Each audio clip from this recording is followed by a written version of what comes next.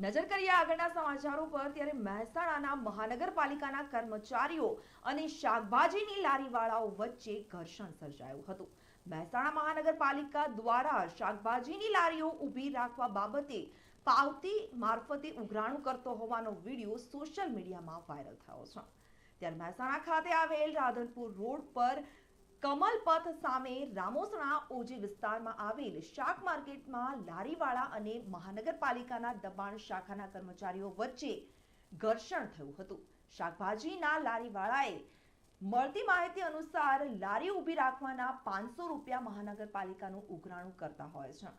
જો ઉઘરાણું ન આપીએ તો શાકભાજી તોલવા માટે વપરાતા વજન કાંટા અને ત્રાજવા જપ્ત કરી લેવામાં આવતા હોય છે। ઉગ્ર ઘર્ષણ થયા બાદ ગાડીવાળા દ્વારા પૈસાનું ઉઘરાણું વધુ હોવાથી તેમનો વિરોધ કરવામાં આવ્યો હતો। મહાનગરપાલિકાના કર્મચારીઓ દ્વારા શાકભાજીના લારીવાળા પાસેથી પાવતી મારફતે ઉઘરાણું કરતો હોવાનો આ વિડીયો વાયરલ થયો હતો।